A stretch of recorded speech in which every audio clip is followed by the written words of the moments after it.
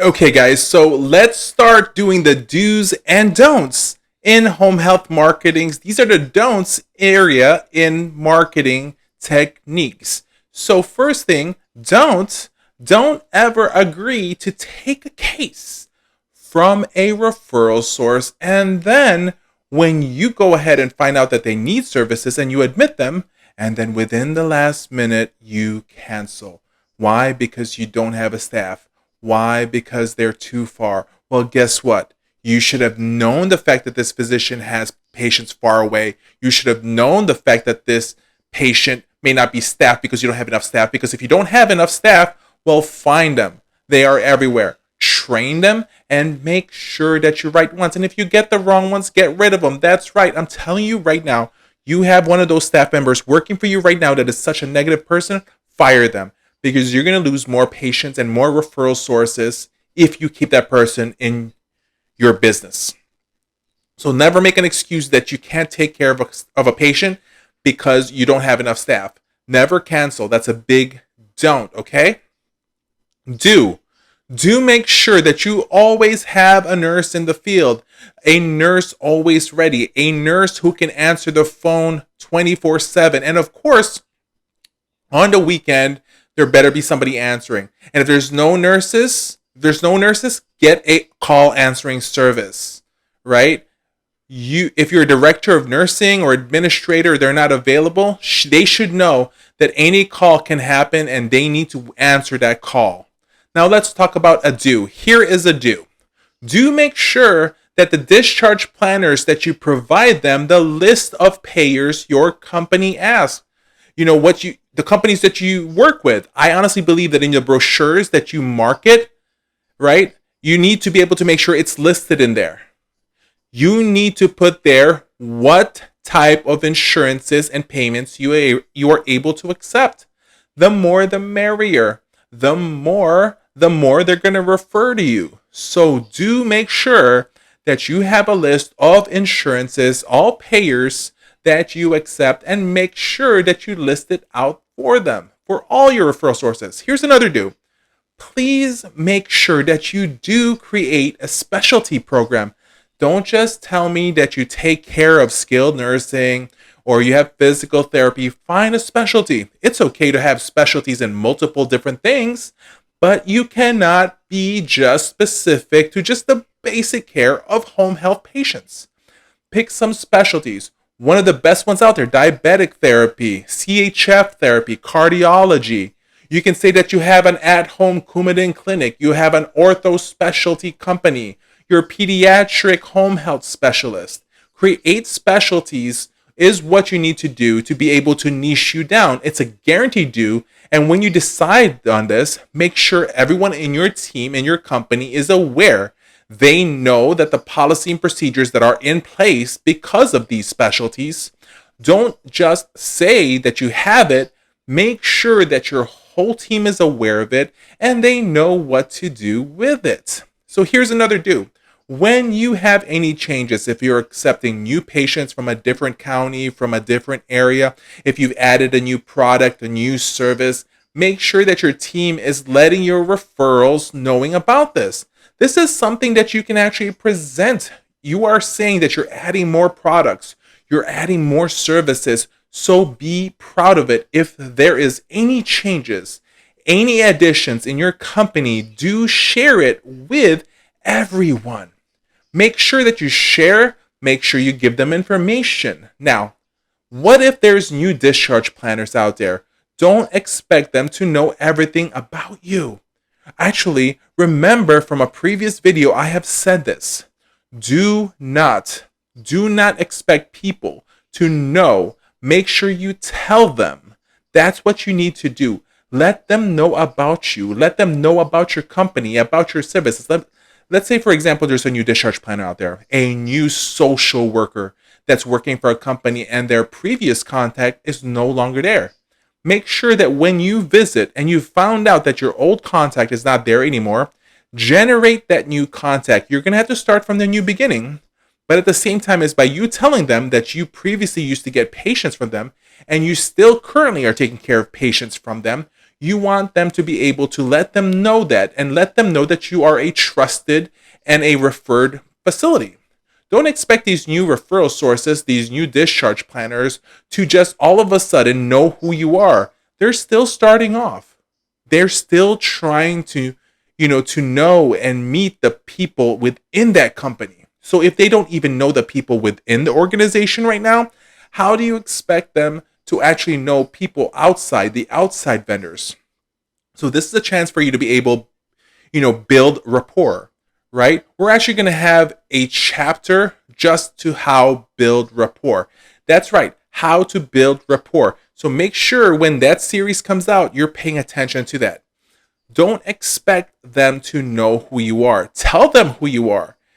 Create that elevator pitch, that USP, that unique selling proposition. If you need to start from the beginning, start from the beginning. That's your job. Okay, let's talk about the do's in creating great customer service. Do make sure that you actually respond promptly, that you respond in a timely basis. If somebody calls you, call them back or answer it right away after 2 rings. Don't call back 7 days later, right? Don't allow your voicemail to fill up. You want to be able to show them that you can respond immediately, that you can follow up, and you can follow up. I keep on saying that and drilling that to you guys. I'm practicing for you guys. I want you to understand that follow up is one of the most important things. And never follow up late. Follow up right now. Here's another thing. Go ahead and give them information about agencies. Give them. If a referral source asks you, are there other people out there that does the same services as you are? Of course there are. But what you need to do is you need to be able to differentiate yourself by telling them these are the people that we, work in the same industry as we are in the areas, but this is what they do. And this is the services that we do in addition to what they do. By you able to show yourself as a trusting person, that you're not scared to give them information about your competition. One great example is this, the price match quotes for insurance companies.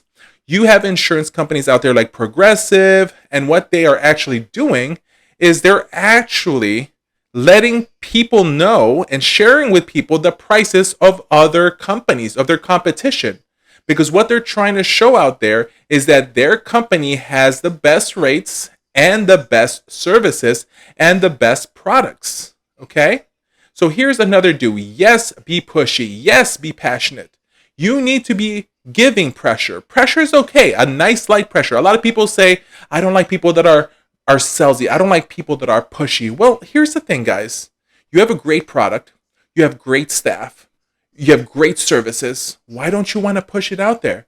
We keep on telling people that you should not be salesy. Well, guess what? You're a marketer. You're a liaison. Your job is to push. Because if you don't push, other people will get that person. Look, you don't have to be pressure where it's annoying, right? But you need to understand that there is a slight push that you have to give in. You need to follow up all the time. I'm not saying stay with them for hours every time you visit. I'm saying stop by for 5 minutes. Stop by for 6 minutes. Stop by just to drop off some coffee, right? If you deliver your presentation, if you deliver your services every week, showing up, giving them something, letting them know who you are, putting yourself in front of them, is this really being pushy? Or is just being persistent? Not pushy, persistent. You might hear people tell you, don't be pushy, John. Don't be pushy, Janet. Look, your job is to push the product. That's why you're here. That's why you have this job. That's why you're hiring liaisons, is to go out there and push your product, push your company. So there's going to be people that's going to say, don't be pushy. This is my answer to you. Be pushy, but do it right. Do it on the right amount, but do it constantly and nonstop. You know they have patience. Push yourself through. Push yourself into that company. Keep on following up. Don't believe in people that tells you that don't be pushy, don't be salesy. I'm telling you, be pushy. Do be pushy. Do show that you care. Do let them know about your products that can be good for them. Now, a few minutes ago, I talked about not putting too much time in your presentation, meaning don't be presenting for an hour. After an hour to be honest, people will be just overloaded. You don't want to have a presentation that will overload people, right? Especially to the people that you're presenting to them. Because you have to understand, they are gonna forget. How many times have you ever attended a webinar or a seminar, or within an hour, you can only remember maybe 5 minutes of the conversation of that webinar or that seminar?